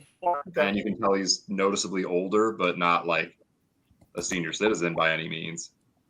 All right, so you're a hitman, and it's like, yeah, it very much fits your last call as clearly we know what you were in the past, and we're banking on that heavily for our audiences. And yeah. Have you guys? I was going to say, have you ever seen the movie After the Sunset with him? Oh yeah, yeah. It came out, I think, like 2004, a couple years after he finished playing Bond. It's him, Salma Hayek, who another actress who absolutely should have played a Bond girl at some point. Woody Harrelson's in it. Don Cheadle, Naomi Harris, aka Moneypenny. He's like a jewelry thief or something like that. Just a really fun. Yep. It's almost like I remember watching it. The mindset that it was Bond in retirement, where he decides to go into a life of crime. And if you view it that way, it's really, I mean, it's a fun movie regardless. But he's had some fun movies that he's done since his time as Bond. Yeah, he played a creepy gynecologist in a recent Hulu movie. You guys see that? Yeah, False Positives. Yes. Yeah. It was like Rosemary's Baby. It was very cool. A24 movie. All those movies are yeah. He also plays the impossibly good-looking boyfriend to Sally Field in Mrs. Doubtfire. Poor Robin Williams didn't stand a chance. He's just a good guy in that movie too. Like Robin Williams is just a dumpster human being that entire movie, where it's like every moment of Pierce Brosnan is just like, no, he loves the kids. He's not a gold digger. It's like, stop trying to wreck this. He's great. I agree. I mean, you can't not like Pierce Brosnan. I mean, even when he's playing the former head of the IRA, you're like, he's actually pretty good. He's making some good points. And I know the Thomas Crown Affair, I think they were looking to make that another another franchise for him, and I'm kind of like surprised that it didn't take off because it was pretty good. The sequel Taylor of was Panama, in development too. hell for yeah, and that was John le Carré, I think. Taylor of Yeah. Panama. That was that Taylor of Panama. That's when I first discovered John le Carré as a his movies as a genre. I had not read anything yet. I didn't see like Tinker Tailor Soldier Spy with Spy Came In From the Cold. Yeah, or the Spy Came In From the Cold. None of the Alec Guinness stuff. And then afterwards, I would see The Constant Gardener, which was another Le Carré book that was turned into a movie with the director of. Oh man, it was such a good movie, and I feel terrible. I can't remember his name. But yeah. My Anyway, dad and I saw Constant Gardener. Worst movie of all time. Sorry. We both fell asleep in the theater. I keep expecting Elliot to just punch down. Yeah, that's dude. Can I tell you something? Say what you want, okay? First, you spill booze on electronics and you rip off plaque from Bond exhibits. I mean, what little credibility you have right now. Chris, did you go into that theater somehow with the foreknowledge that Ray Fiennes would eventually play M to see Constant Gardener? I wish I could say that. Also, Rachel Weisz, Daniel Craig's wife. Yes. And I got dragged to the movie, and we both left unsatisfied. But I saw a movie came out, I think around 2010 or so, 9-10, with George Clooney called The American. Have any of you guys seen that movie? I think I saw that one. The weird thing is it was totally marketed as like an action movie, like a spy action. It was not that at all. There was maybe a grand total of like 30 seconds of action in the whole movie. It was a well-made movie and with a really solid cast, but it's not at all what the marketing made it seem like it would be. That's like the back difference to between Thomas Crown. you go. Back to Thomas Crown Affair. The sequel was in development hell for years. It was supposed to be called The Top Copy Affair, which was a reference to an older MGM movie. And Brosnan's production company, Irish Dreamtime, which I don't even know if it's still around, but it was supposed to produce it. Just never happened. I have to give him his due. The Constant Gardener was directed by Fernando Mireles, who also did City of God. He won the Academy Award for that. And the feel was very similar. And I'm telling you, I know it's not everybody's, because the ending to The Constant Gardener is such a bummer. It is such a letdown. It is so anti-Bond, everything.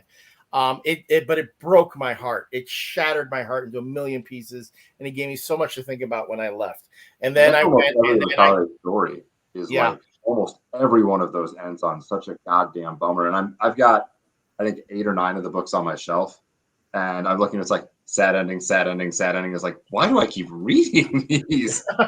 They're super good, life, man. Like, the last 30 pages are just gonna murder you.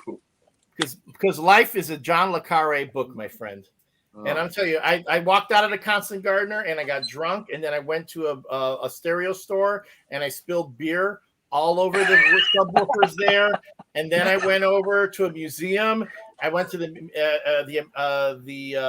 Art Institute, and I went to the Monet exhibit, and I looked at the plaques and I went, "Whoa, this is like a deli ticket. Let me take one."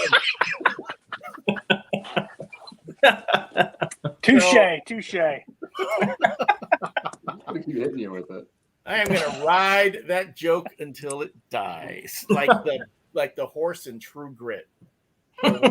Pour one out for that poor horse. All right, I'm making jokes, but I think for what it was, The World Is Not Enough to me was about as Bondy a Bond film as you can get. Yes, I know, Dave, you weren't terribly impressed with the fight at the end. Mind you, they're only having a fight in the heart of a nuclear sub where the reactor is, which I remember even watching it as a film going, wait, they're in the middle of a nuclear reactor. We just learned earlier when you're in around warheads, you're supposed to wear those little tags to make sure that you don't have too much exposure. I was waiting for a moment where Bond was going to go, hold on, Renard, if we're going to fight, let's do this smart. Let's wear our radiation exposure tags. We have those downstairs in the clinic. Yeah, I know. I see. Every time I walk by the X-ray room, I make a joke about those tags. I always make a different joke about those tags every time. And to me, though, the big shame is that the rod that you had to put into the reactor to cause the sub to go into a meltdown for reasons that only made sense to the screenwriters, that they didn't make it so that both ends were pointy. So that way, when Bond causes the thing to shoot out, it like skewers Renard as opposed to just, caving his chest in. And then you needed a scene because, again, if he can't feel anything, I was expecting him to keep talking, He does kind of give you like the look where it's like, is he somehow going to survive a irradiated rod shooting into his chest? And then he finally collapses. Okay, can I tell you something? He had Sophie Marceau lying on a bed in front of him, taking an ice cube, going down her face, trying to get him worked up. That didn't do anything for him. At that point, the dude should be able to handle an irradiated rod going through his chest. So at least come back with a comeback or something. He should have. The lungs are caved in, Elliot. Do we have to have a talk about negative pressure and how it works? Yeah. Wait, again, it's a Bond movie. We already know that the guy's hands don't burn. Lungs exist and they have rules. I'm no doctor, but had he survived that, I would have lost all confidence in this movie. Oh, it would have lost you at that point, huh? Yeah, that would have lost me. I think anytime you refute a complaint, you should start by saying, I'm no doctor, but... The deadpan facial expression right there is... I'm no doctor. Who are you, Aaron Rodgers? I'm no NFL quarterback, but... by the way, that was me. For folks who are watching this video on the archive, that is me doing like Bond, a commentary on what's going on in the world locally. Essentially, Aaron Rodgers, Green Bay quarterback, trying to act like a medical expert, but so Renard could have just slapped some horse paste on and it would have been just fine. See, and he would have. But then I was waiting for him to do like a Michael Myers type. Oh no, because that happens so many times in other Bond films. So yeah. Speaking of Mike Myers, I've got something to mention here from my notes. Nice segue. So during the Q scene, you've got the guy in the background with the bagpipes, and he starts shooting dummies. It dawned on me today during my rewatch that fat bastard, when he poisons everybody with bagpipes, that is a direct reference to this movie. First time I ever realized that. Okay, I gotta standards in that MI6 like temporary in Castle in Scotland are horrible. The guy's just firing bullets everywhere. Bond just walks by. So easy to get nailed with the stray bullet. So many OSHA violations. So Bond's like, whatever. But although standards in the set of Rust. Wait, how did we go from Michael Myers to fat? Oh, wait, I've got it now. There we go. Mike Myers. There we go. Which, if you've seen Baby Driver, when they're going to rob a bank, they told him to get a Michael Myers mask. Yes. And the kid shows up with a Austin Powers mask. He's got the 4 Austin Powers masks instead. That is classic. I'm telling you, Edgar Wright would be a great director for Bond. If you're gonna need someone to make the Bond reboot, make it big, and you need a name director, you need an auteur, as I keep saying. Michael Apted was pretty good in this one, but again, his background was in television. I know that leading up to the Daniel Craig era, they were just essentially cranking these movies out as much, as quickly as they can, slowly raising the quality, the bar. But moving forward, they're going to have to really, they're going to have to do something different. And Martin Campbell, bring him Yeah. back, Heard it baby. first. Elliot Serrano calling for Zack Snyder's James Bond. Then you'll definitely get Henry Cavill. Can I tell you something? Elite movie ever. If they cast Henry Cavill as James Bond and they get Zack Snyder to do it, I would watch that, because James Bond is a ruthless killer, and Zack Snyder made Batman into a ruthless killer. So whatever. But here's the problem: you get Zack Snyder directing a James Bond movie, you're almost guaranteed Ben Affleck is your Bond. Oh no! Ben Affleck would be Felix Leiter. You're going to get Ben Affleck Leiter. You're going to get a Henry Cavill Bond. Would be that all the locations would be the same, and they would be drab and just no all color. washed And out. really shitty CGI too. Really shitty CGI. And then later on, he's going to say, "Oh, this Bond film was meant to be viewed in black and white, like in the 1960s." And then so they're going to release it, the Bond black and white. Yeah. You have the movie open with a very plaintive, morose version of Nobody Does It Better. Instrumental, Just like tinkly pianos playing in this a whispery female vocal. Horribly inappropriate song will play during a sex scene. What song? Oh, just some horribly inappropriate song he'll pull up for a sex scene, just like the god-awful scene in Watchmen. Yeah. Oh man. Yeah, oh God. I do not want to turn this into a Zack Snyder bashathon, just like I don't want to make this into a political rant. But again, Bill Clinton, greatest president ever. And you know what? Yeah, let's give Zack Snyder the next James Bond movie. Let's do it.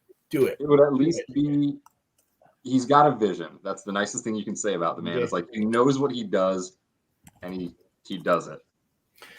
I say let's start that hashtag on social media now. Zack Snyder for Bond, or Zack for Bond, or Bond black and white. If the producers of the Bond movies actually listened to petitions, we never would have gotten Craig as Bond. He would have been cast, and then listened to everyone with the pitchfork saying Bond is not blonde, and then dumped him for, I don't know, Clive Owen or someone else. Clive Owen would have been great, though. Clive, I remember that. Clive Owen, I think they wanted Clive Owen. Clive Owen didn't want to do it. I think Clive Owen would have been a great Bond. He was hot, and I remember even after that, seeing all the movies he did afterwards, going, God damn, he would have been a really good James Bond. You know? I still say Children of Men is his best movie. He's probably one of his all-time best films.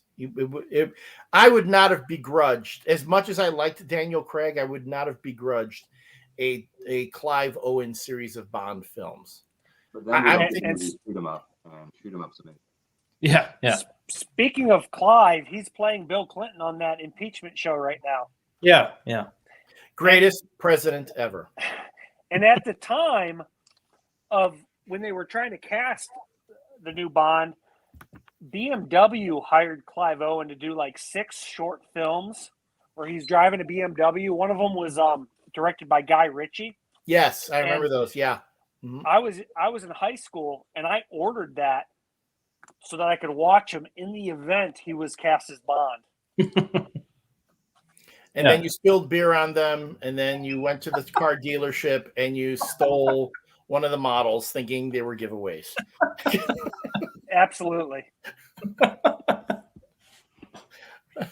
I got it, Chris. We got to have you on every week just so I can we need a little comic relief here. Sometimes we get so deep into these films. We got to lighten it up somehow. Exactly. Susan, thank you, Susan, for your comment. You guys are killing it tonight. We appreciate that. We're having fun, which is really the whole purpose of this show and these discussions. All right, let's go around the board. Chris, I'll start with you. I know you took a lot of notes. Do you have any final thoughts you'd like to share about The World Is Not Enough? Well, I don't know if this is a final thought. It may spur some discussion, but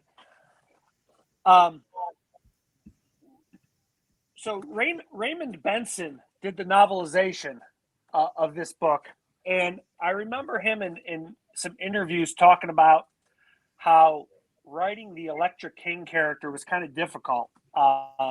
One of the comments I remember was that, she's got this Greek name, but she's doesn't really have any Greek heritage. And then today I found an interview that was published on commanderbond.net about 10, 15 years ago. And Benson said that the character had some ethnic political aspects that were in the first draft that were cut out, and that he wasn't at liberty to talk about them. I wanted to ask you guys if you have any idea as to where that might have gone. Is that covered in any? I'm wondering because he did do. I haven't gotten into it yet. I don't know if any of you have read the Bond Bedside Companion. I don't know if he talks at all a little bit about that in there, or also I do know because who was it, Dave, that we tried getting on the show and he said he couldn't be on the show because that was Raymond Benson. Yeah. We asked Mr. Benson to be on the show and he expressed regret. He said it would be, I'd be happy to. Unfortunately, I cannot because he does, you don't want to go on a show about like this where I'm going to I wouldn't do this to Raymond Benson, but I will certainly do it to any other guest. Take one little mistake you did of your wayward youth and just drum it into the ground over and over again. But I'm sure Mr. Benson, if I were him, I would I don't want to piss off the folks who signed my check. So I'm just going to, this is something we could have done, but they took it out. I really can't say why. Yeah. Well, the Bedside Companion was written in the 80s, so long before this movie. The last edition was 88. Okay.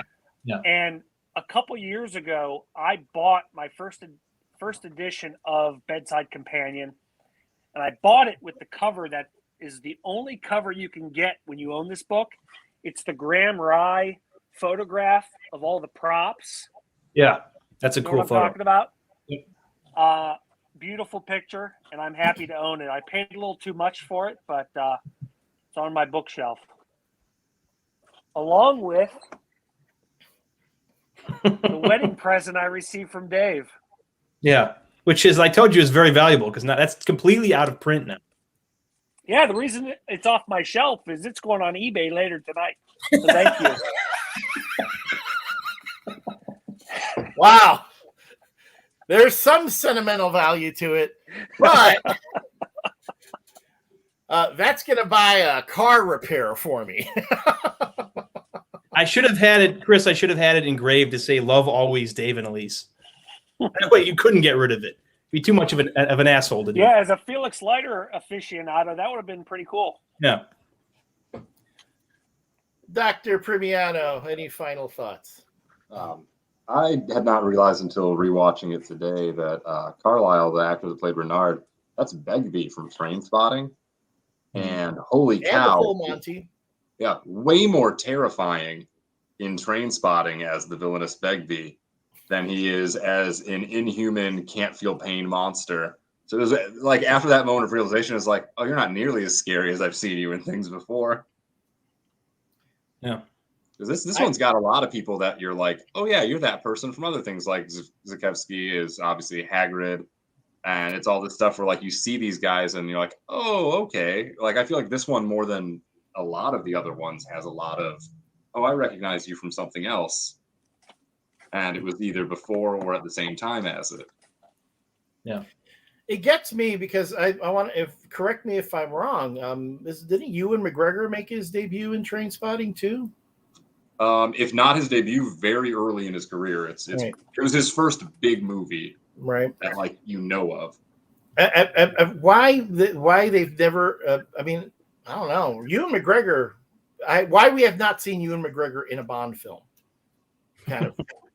Huh? I remember him being rumored in like the 2000s. Yeah. I feel like he was probably too busy with all the Star Wars stuff around that time. Yeah.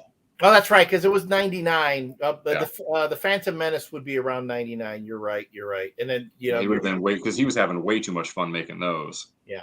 Well, when you're Obi-Wan Kenobi, you're gonna. I mean, I think there's only one character that's more iconic. I mean, as iconic as freaking James Bond. That's Obi-Wan Kenobi. You know, as evidenced by his documentary series where he and his buddy travel across the world on motorbikes. And some, like when they were caught in Colombia at one point and they didn't have the proper paperwork to cross the border, their handlers in Colombia said, "Do you know who this is?" And the border guard goes, "No," he goes, it's Obi-Wan Kenobi. And then he recognized him and then, "Oh, sure, we'll let you through. No problem." You know? So when you're Obi motherfucking Kenobi, they're gonna give you your props. They're gonna, put you. Feels like if they had asked him to do it, he absolutely would have. Because there's the one clip from when they're filming Phantom Menace, and he's doing the stunts from the lightsaber fight against Darth Maul, and he jumps down, and you see him land on the big pad, and they turn to him, and in his incredibly thick Scottish brogue, it's like, "Oh, and they ask, do you want to go do Star Wars?" And he goes, "Too fucking right." And he's just like grinning ear to ear, just like happy as a little kid. And it's like, yeah, because you're in fucking Star Wars. Of course you're having a blast. Like, the movie was great, but like filming it probably was a hoot. And like a childhood dream of like, yeah, I'm Obi-Wan now. Like, this is amazing. Dan fucking Kenobi. Yep. Dave. I think I made most of the points I was going to make. I just had one other one. Last week, our guest Brad mentioned that one of his biggest problems with Tomorrow Never Dies, and he was a fan of the movie, was that there's so much machine gun fire in the movie that you become numb to it. I feel like this movie has a similar problem, but with explosions. Yeah. There are so many explosions in this movie. You got the bombing of MI6, you got the hot air balloon blowing up, the exploding Parahawk things during the ski chase, the explosion underground. After like the fourth or fifth one, you just get like numb to it. They like lose all impact. It's like they were during these action scenes, they're trying to think of as many ways and as many different things they could blow up, and then it just kind of it loses its impact after a certain point. So, like I said, I think the action scene, the action in this movie peaks in the first 20 minutes in the chase scene, and then there's a couple kind of cool things later, throughout the rest of the movie. But I think the first 20 minutes are like by far and away the highlight of the whole movie. You know what was also overdone? Brosnan's pain acting. I've never seen a man grind his teeth as much as Brosnan in this movie. And I actually kind of like it. It's cool, but a lot of people make fun of him for that. He has a go-to pain face that he shows in all four of his, and I'm sure he shows it in movies other than Bond as well, but you see it, I do like I was going to say that the torture scene I like because it feels Fleming. Anytime there's like a torture scene, especially something that's a little bit inventive with the chair that's slowly, strangling him from behind. That was cool. So that to me is another highlight of the movie, as well as Desmond Llewellyn's farewell. And did anybody else notice, and this is the first time I noticed it, that this is the plot of Goldfinger and A View to a Kill? Yeah. You are wiping out a resource that you are the only person that has it. Yeah. Exactly. That was my first time realizing that. I was going to say it's also almost like a prototype to Skyfall. There's a lot of similar elements. There's a bombing of MI6. There's a villain who has a personal history with M. There's scenes in Scotland. There might be other ones, but it's like if you think about it in broad terms, it's kind of weird that how many similarities there are. And then you remember, it was Purvis and Wade that worked on all these movies. So yeah, there's bound to be similarities at some point, and ideas being rehashed. That's something that they do talk about in the official 007 No Time to Die podcast. And they said, "Oh yeah, wait, we blew up MI6. Oh, we blew it up again in this movie." So, And you're going to see that throughout the entire Bond series. They're all there. It's so much plots are not so much recycled as they are reinvented, rebooted. You know, it's again back to stealing a nuclear warhead. To me, that got me is, and this was about the last film, not this one. It's like, or even with this film. Why just steal one nuclear warhead? You had a whole bunch of warheads around you. You could have stolen a whole bunch of them and then gotten even more money. But maybe it's because you don't have Spectre on you to make, to get you make money. We're going to extort money from people. We're going to tell the UN, if you don't give us $1 billion, we're going to blow up this. We're going to blow up this nuclear weapon. But if you give us the $1 billion, we'll give you back the nuclear weapon. Ha ha! Psych! We had two! So now we have the billion and we have our own nuclear weapon. I was just, Couldn't rent a big enough U-Haul to fit them. It always got me in those earlier Bond films that the UN's like, if we give them the money, they'll return the nuclear weapon. Why don't we just give them the money? And I'm sorry, but I think they've run out of titles. I don't know what new title. I've been going through all the Bond books. Raymond Benson came up with some great titles for his novels. The next Bond film, talk about recycling plots. You figure out a way to come up with a cool Bond signing title. I have one. Dave knows what it is. I came up with one that I'm holding to myself in case I get a chance to actually pitch that Bond story. Well, I like The World's Not Enough as a title because it has roots in Fleming. It's the Bond family motto. Yes. She mentions in this movie. He even says it. Yes. Referenced in On Her Majesty's Secret as well. So I don't know how many more ways they could use the word die in a movie. Granted, the last one was supposed to be called Tomorrow Never Lies, and they changed it last minute, but maybe they can hold off on the die titles for a while. Golden Death never dies enough. Was it? Oh, no. I was thinking about the episode of Seinfeld where the movie was called Cry, Cry Again. So just call it Die, Die Again.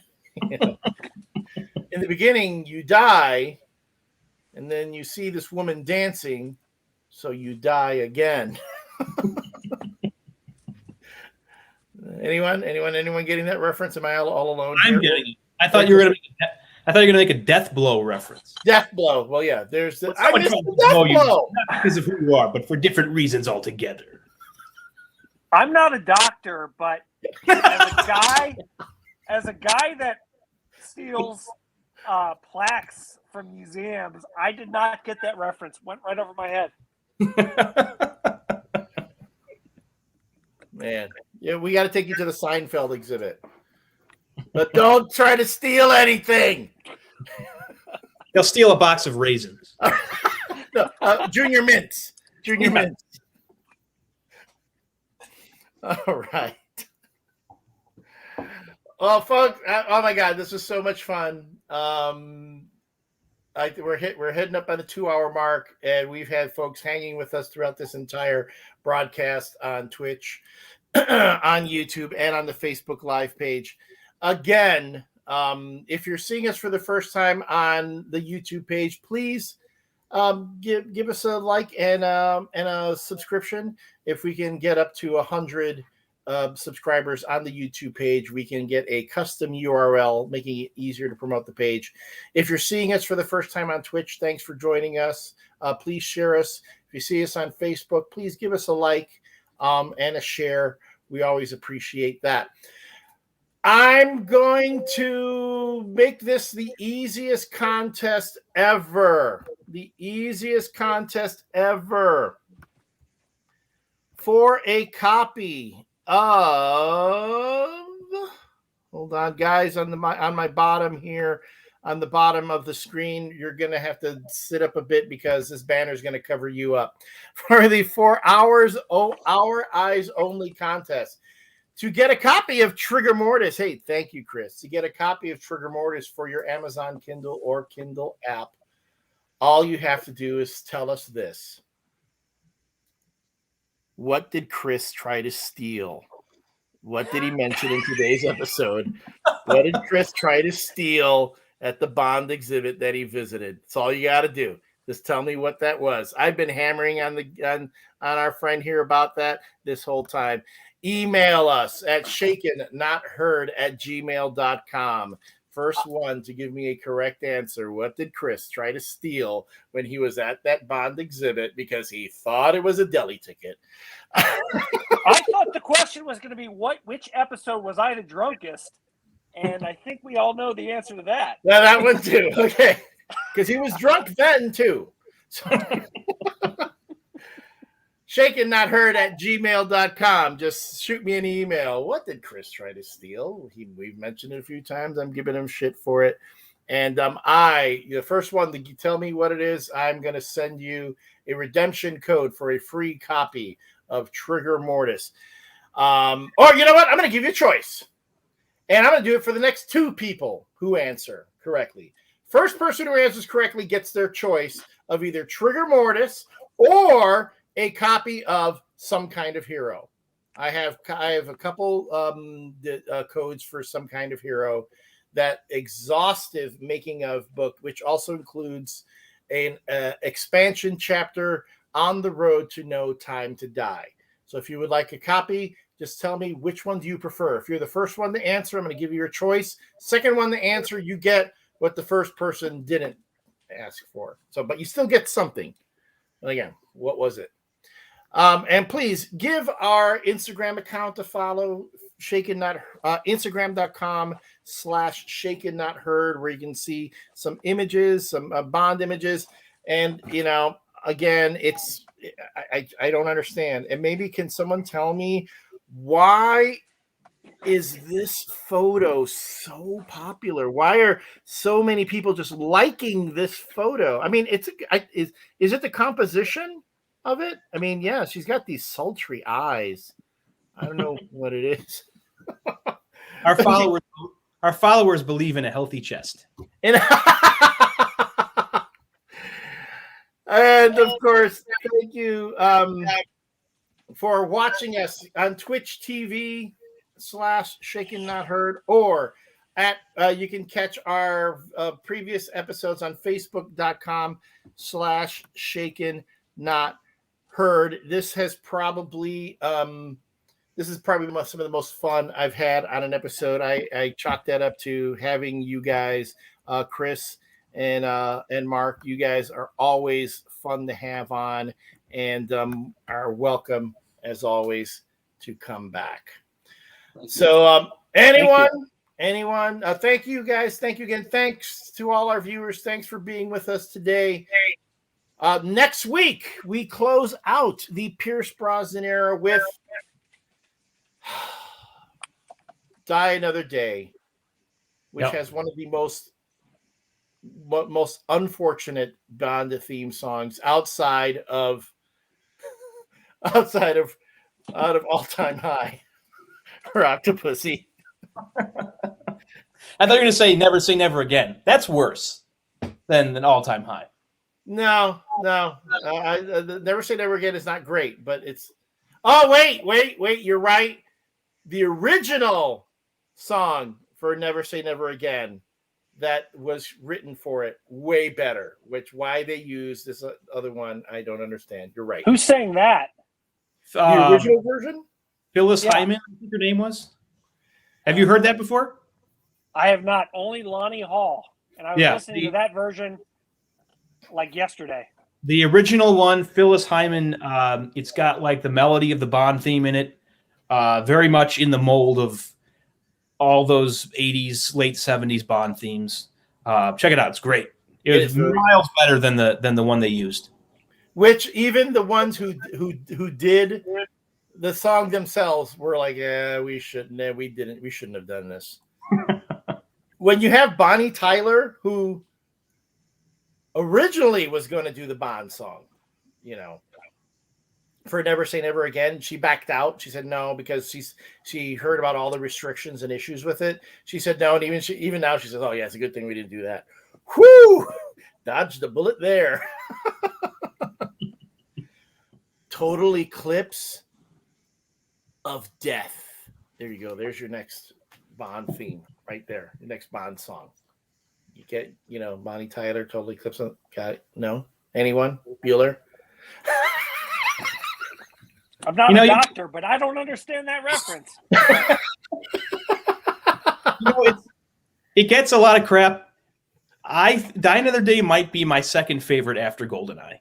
It's dumb, it's loud, it's stupid, but it's thoroughly entertaining from beginning to end. And I think Chris will agree with me on this. The first 40 or 45 minutes are really good. Up until the point, not perfect, not flawless, but up until the point the story moves to Iceland, it's really cool. There's a lot of cool ideas, and it moves by really briskly. And then it completely goes off the rails. But it's a really fun, mindless entertainment. And it also shows why all the landmines between North and South Korea are pretty much useless. So well, they should just get rid of them now because. Not for nothing, and I'll find the video. I shared it actually on my own personal Facebook page, but I will share it on the Shaken Not Heard Facebook page.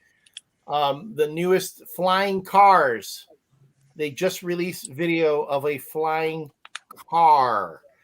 And it's that thing. It's only a few years away from mass production that anyone can own. They're going to have to soup that baby up and get that in the next Bond film. Otherwise, Bond is going to seem dated or out of step. They already did a flying car in 1974, and Mary Goodnight was in the boot, as they would say. Yeah, that movie was only like 50 years ahead of its time. Yeah, because that car totally would have flied. It totally would have. Yeah. It totally would have flown. I'm sorry. Me no speaking English so good right now. All right. Hey, I'm not a doctor, but Dr. Primiano is, and he knows that you need lungs to say a final fuck you Bond at the end. I still say he should have said, "I can feel nothing," and then die and gone from there. And on that note, this show is about to die. So thank you all for joining us. This has been Shaken Not Heard, a James Bond fan cast, the podcast that no one listens to, but you did because it was for your ears only. Thank you. We'll see you again next week. Bye.